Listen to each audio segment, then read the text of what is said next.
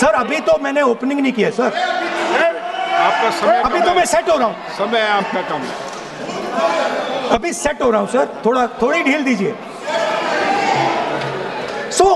अगर दम है, अगर सचमुच में दम है, तो आज शाम यहां प्रधानमंत्री को कह देना चाहिए Donald Trump is a liar, झूठ बोल रहा है डोनाल्ड ट्रंप।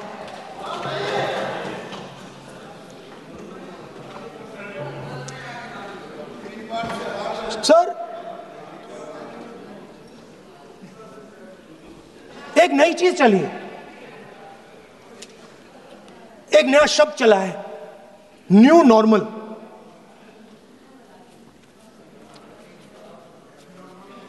कि न्यू नॉर्मल है,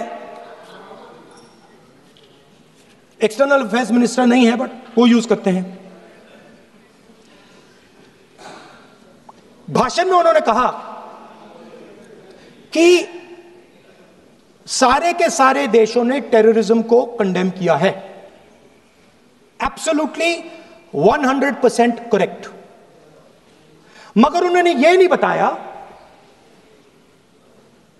बताया कि पहलगाम के बाद एक भी देश ने पाकिस्तान को नहीं कंडेम किया है। Not a single country has condemned Pakistan. Everybody has condemned terrorism. What does it mean? That the world is equating us with Pakistan. Earlier, when the UPA government was there, it was very clear Pakistan is promoting terrorism. And they used to condemn Pakistan for promoting terrorism. Now, not a single country has condemned. Acha, very interesting, another fact. I mean, sometimes this external affairs minister amazes me. चौंक जाता हूं मैं. He says that now even defense minister, we have deterred Pakistan. Acha, you have deterred Pakistan? Fine. The man behind Pahalgam is a Pakistani general called General Munir, Chief of Army Staff. That man is having lunch with the President of the United States. He is sitting there. Our Prime Minister cannot go there. Mr. Trump is breaking all protocol, and he's inviting the man who has done terrorism in India to have lunch with him. Prime Minister hasn't said anything. Prime Minister has not said, how dare Mr. Trump invite Mr. Munir to his office? माननीय सदस्य, इसको माननीय सदस्य, now let me say what Donald Trump has to say. माननीय सदस्य, ये सदन की संपत्ति है, इसको मत तोड़ो। सॉरी सर, गलती हो गई। 22 अप्रैल के बाद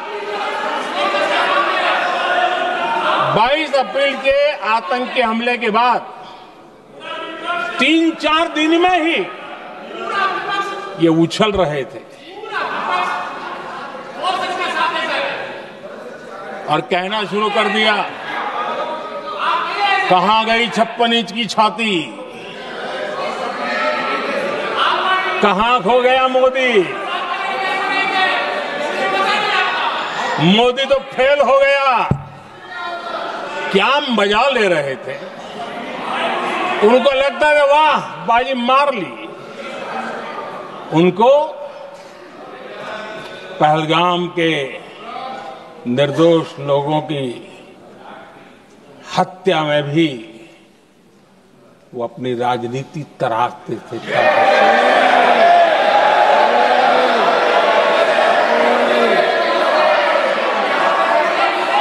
अपनी स्वार्थी राजनीति के लिए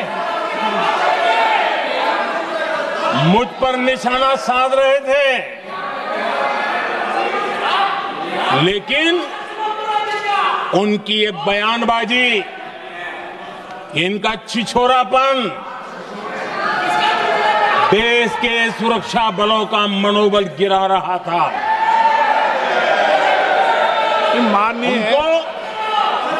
माननीय प्रतिपक्ष के नेता, एक मिनट, प्रतिपक्ष के नेता आपकी बात सबने ध्यान से सुनी।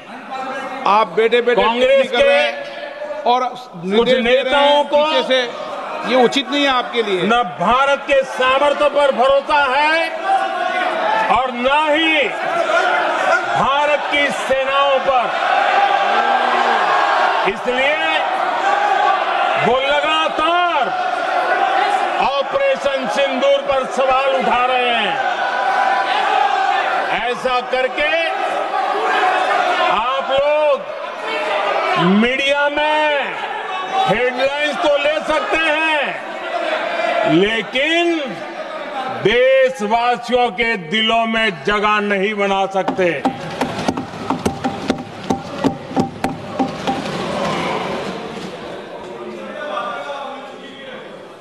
आदरणीय सभापति जी, आदरणीय अध्यक्ष जी, 10 मई को भारत ने ऑपरेशन सिंदूर के तहत हो रहे एक्शन को रोकने की घोषणा की। इसको लेकर यहां भांति भांति की बातें कही गई। ये वही प्रोपेगेंडा है जो सीमा पार से फैलाया गया है।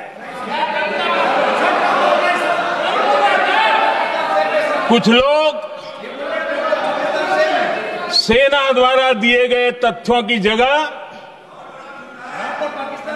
पाकिस्तान के झूठ प्रचार को आगे बढ़ाने में जुटे हुए हैं। जबकि भारत का रुख हमेशा स्पष्ट रहा है। आदरणीय अध्यक्ष जी, कुछ चीजें मैं जरा स्मरण भी कराना चाहता हूं। जब सर्जिकल स्ट्राइक हुआ उस समय हमने लक्ष्य तय किया था, हमारे जवानों को तैयार करके कि हम उनके इलाके में जाकर के आतंकियों के जो लॉन्चिंग पैड है उनको नष्ट करेंगे। और सर्जिकल स्ट्राइक, एक रात के उस ऑपरेशन में हमारे लोग सूर्योदय होते होते काम पूरा करके वापस आए।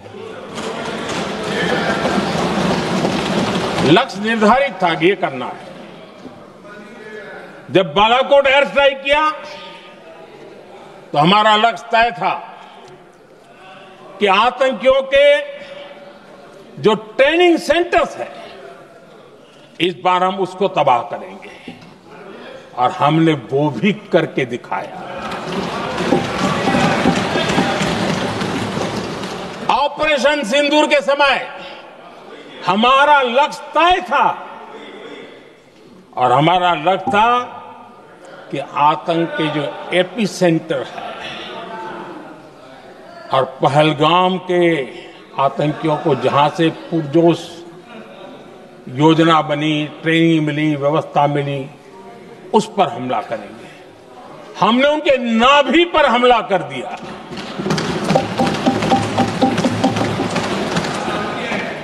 जहां पहलगाम के आतंकियों का रिक्रूटमेंट हुआ, ट्रेनिंग होती थी, फंडिंग होता था, उन्हें टेक्निकल सपोर्ट मिलता था, शस्त्र सरंजाम मिलता था, उस जगह को आइडेंटिफाई किया और हमने सटीक तरीके से ऑपरेशन सिंदूर के तहत आतंकियों की नाभि पे प्रहार कर दिया।